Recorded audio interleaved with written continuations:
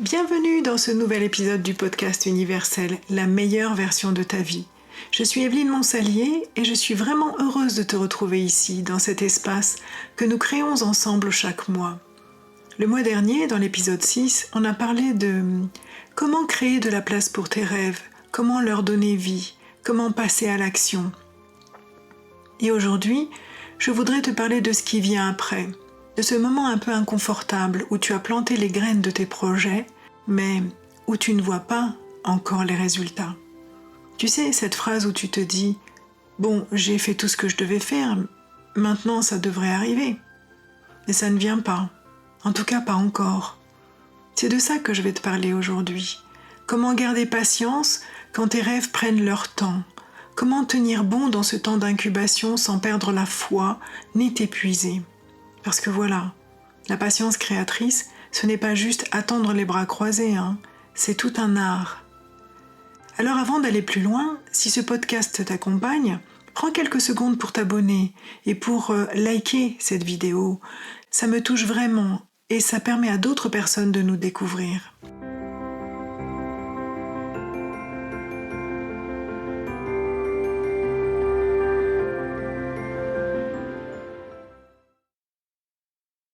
Peut-être qu'en ce moment, tu es dans cette phase particulière, tu as mis des choses en mouvement, tu as posé des actions, tu as planté des graines. Mais voilà, ça ne pousse pas aussi vite que tu l'espérais.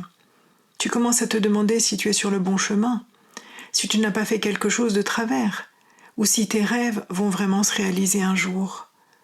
Parfois, tu te sens découragé, tu as envie d'abandonner, ou au contraire, tu as envie de forcer les choses, de tirer sur les pouces pour qu'elles poussent plus vite. Tu aimerais comprendre pourquoi c'est si long, pourquoi ça ne va pas plus vite, et surtout, comment rester motivé pendant ce temps d'attente. Tu te demandes même si tu ne devrais pas tout laisser tomber et passer à autre chose. Si c'est ton cas, reste avec moi, cet épisode est vraiment fait pour toi.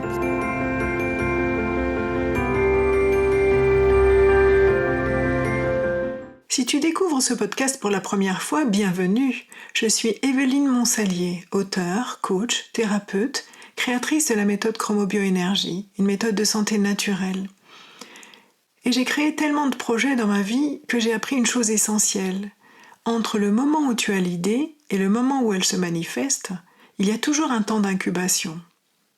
J'ai connu cette impatience moi aussi, quand j'ai créé mes premiers élixirs ou quand j'ai développé ma chromobioénergie, quand j'ai écrit mes livres.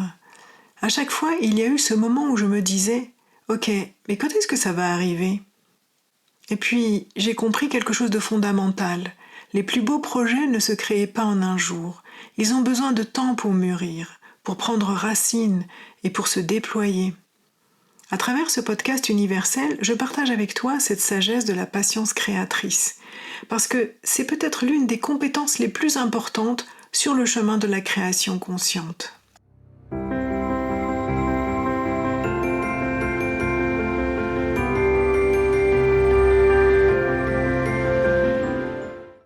Alors, pourquoi tes rêves prennent du temps? Première chose que je veux te dire, si tes projets prennent du temps, ce n'est pas parce que tu fais quelque chose de travers. C'est simplement parce que tout processus de création a besoin d'un temps d'incubation. Pense à la nature. Quand tu plantes une graine, tu ne vois rien pousser pendant des semaines. Mais sous la terre, il se passe plein de choses. Les racines se développent, la graine se transforme, la vie s'organise. Et pense aussi à la grossesse.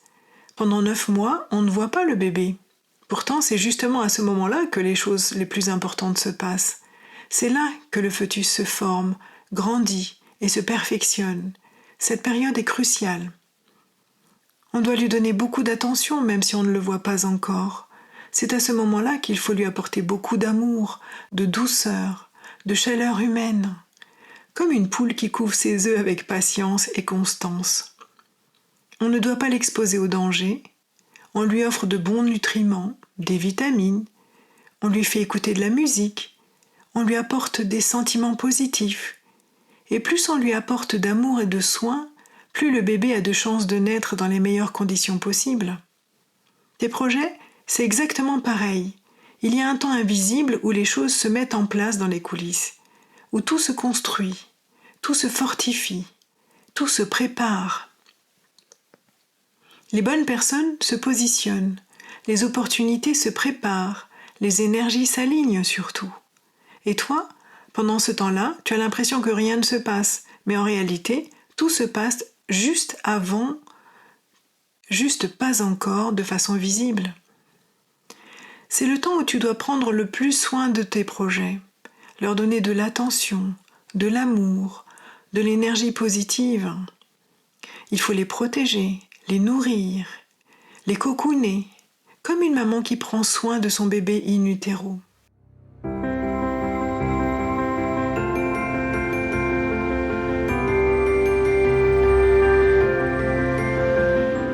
Il existe 3 phases du temps d'incubation.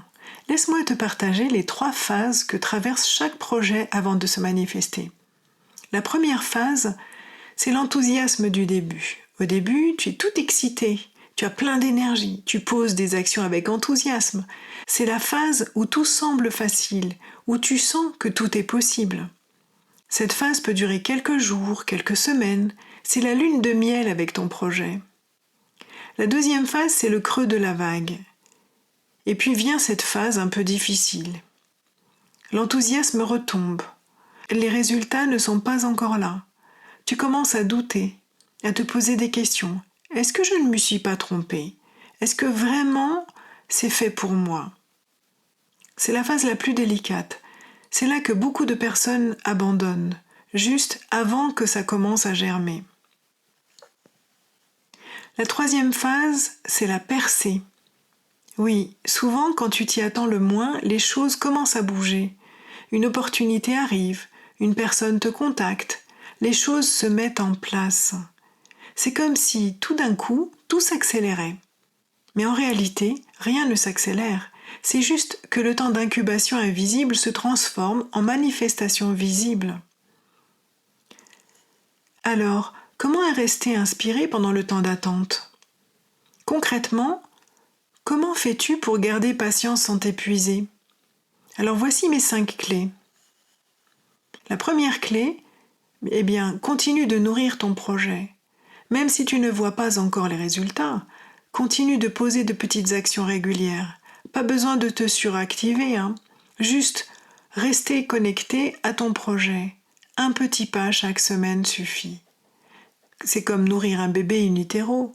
Tu ne le vois pas, mais chaque nutriment que tu lui donnes compte.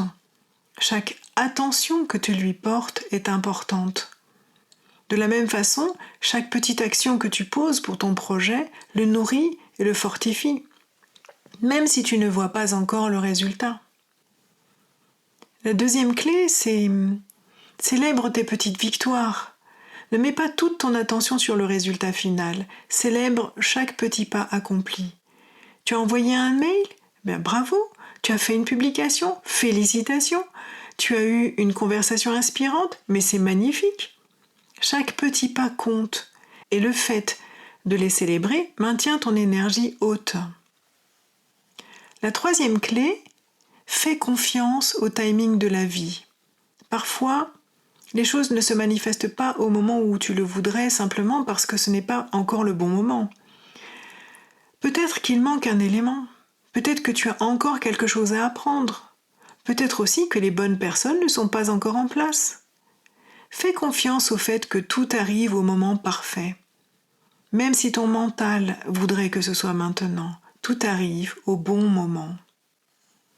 La quatrième clé, reste ouverte au chemin détourné. Parfois, tes projets ne se manifestent pas exactement comme tu l'avais imaginé, et c'est parfaitement normal. Reste ouverte aux surprises, aux opportunités inattendues, aux chemins qui ne ressemblent pas à ce que tu avais prévu. Parfois, la vie a des plans encore plus beaux que les tiens. La cinquième clé, prends soin de ton énergie. La patience créatrice, ce n'est pas s'épuiser à force d'attendre. C'est rester dans une énergie haute, vibrante, créative, pleine de joie, même si les résultats ne sont pas encore là. Comme une femme enceinte qui prend soin d'elle pour prendre soin de son bébé, tu dois prendre soin de ton énergie pour prendre soin de tes projets. Évite les situations stressantes. Entoure-toi de personnes positives. Nourris-toi bien, physiquement, émotionnellement. Prends soin de ton sommeil également. Ne mets pas toute ta vie en pause en attendant que ton projet se manifeste. Continue de vivre pleinement, en bonne santé, car c'est cette vibration de vie qui nourrit tes créations. Alors, il y a quand même des pièges à éviter. Attention à ces 3 pièges qui peuvent saboter ta patience créatrice. Le premier piège, c'est de comparer ton timing à celui des autres. Sur les réseaux sociaux, on voit souvent les résultats des autres, leur succès, leurs projets qui se concrétisent. Et on se dit, pourquoi eux ça marche vite et pas moi ? Mais tu ne vois jamais tout le chemin qu'ils ont parcouru avant, toutes les années de travail invisible. Chacun a son propre timing. Le tien est parfait pour toi. Le deuxième piège, c'est de forcer les choses. Quand rien ne semble bouger, on a tendance à vouloir forcer, pousser, contrôler. Mais forcer les choses, ça crée de la résistance, ça bloque le flow naturel. Trouve le juste équilibre entre action et lâcher prise. Le troisième piège, c'est de perdre la foi. Le piège le plus dangereux, c'est de perdre la foi juste avant que ça se manifeste. C'est comme si une femme enceinte abandonnait son bébé au 8e mois. Tout le processus a été fait, tout est presque prêt, et elle abandonne juste avant la naissance. Ou comme cette graine sous la terre, si tu arrêtes de l'arroser et de prendre soin d'elle juste avant qu'elle pousse, tout le travail est perdu. Alors garde la foi, surtout dans les moments où c'est le plus difficile. C'est souvent le signe que la naissance est proche. En chromobioénergie, il y a des couleurs qui t'aident vraiment dans cette phase d'attente créative. D'abord, il y a le turquoise clair. C'est la couleur de la créativité inspirée par l'univers. Le turquoise clair te permet de rester dans l'énergie créative même quand tu ne vois pas encore les résultats. Le jaune d'or, cette couleur va t'aider à faire confiance au processus de la vie et t'aligner avec ton plus haut potentiel. Le jaune d'or te rappelle que tout se déploie au moment parfait. Le vert, pour te donner assez d'indépendance et ne pas dépendre du résultat extérieur pour te sentir bien. Le vert t'aide à rester centré en toi-même. Le bleu clair, c'est la couleur de la communication inspirée et subtile avec l'univers. Le bleu clair te garde connecté à la guidance divine pendant le temps d'attente, et tout est juste. Le rose, c'est la couleur de l'amour inconditionnel. Le rose, lui, te permet d'aimer ton projet et toi-même, même dans l'attente. Le blanc, qui contient d'ailleurs toutes les couleurs de la lumière, purifie l'impatience et ramène à la clarté. Tu peux visualiser ces couleurs, porter des vêtements de ces teintes ou utiliser des élixirs de chromobioénergie pour t'accompagner. Alors j'ai un message pour toi. Si tu es dans cette phase d'attente en ce moment, je voudrais que tu saches quelque chose d'important. Le fait que ça prenne du temps ne veut pas dire que tu as échoué. Ça veut juste dire que ton projet est en gestation, qu'il se forme, qu'il se construit, se perfectionne dans l'invisible. Comme un bébé in utero, il a besoin de ce temps sacré pour devenir tout ce qu'il doit être. Continue de nourrir tes rêves. Continue de leur donner de l'amour, de l'attention, de l'énergie positive. Continue de les protéger des doutes et des peurs. Continue de poser de petites actions, mais surtout continue de garder la foi. Parce que ce qui est fait pour toi ne peut pas te manquer. Ça arrivera au moment de la naissance parfaite, au bon moment. Ta seule responsabilité, c'est de rester dans l'énergie de création, de maintenir ta vibration haute, de continuer à croire et à prendre soin de ce qui grandit en toi. Le reste, l'univers s'en occupe.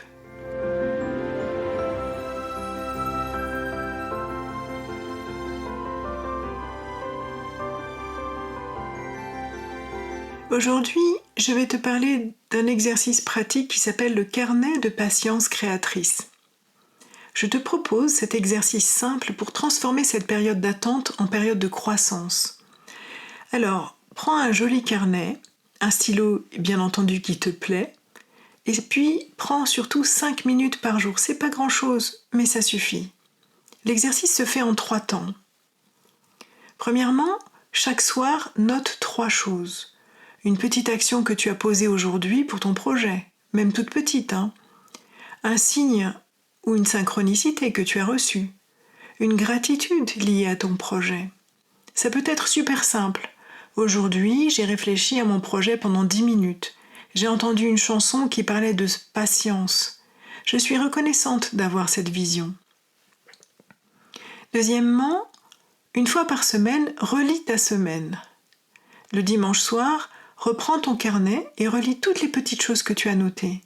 Tu vas voir que même si tu as l'impression que rien ne se passe, en réalité, plein de choses se passent.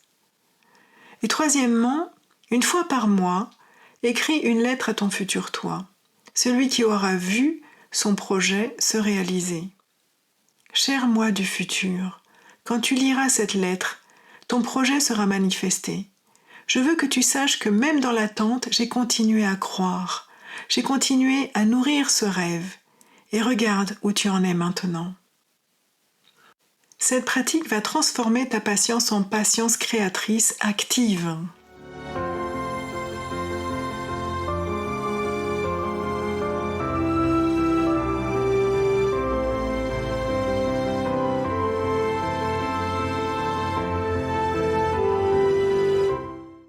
Nous voici arrivés à la fin de cet épisode sur la patience créatrice. Retiens bien ceci. Le temps d'incubation n'est pas du tout perdu. Ce n'est pas du temps perdu. C'est du temps nécessaire, du temps sacré. Tes rêves ont besoin de ce temps pour prendre racine, pour se fortifier, pour se préparer à se manifester dans toute leur beauté. Ta patience aujourd'hui construit ta réussite de demain. Souviens-toi, chaque projet a son propre timing. Le temps invisible est aussi précieux que le temps visible. Ta seule responsabilité est de garder la foi et de continuer à nourrir tes rêves. Ce qui est fait pour toi arrivera au moment parfait. Le mois prochain, nous parlerons de comment reconnaître les signes que l'univers t'envoie pour te guider sur ton chemin. Parce que, même dans l'attente, tu n'es jamais seul.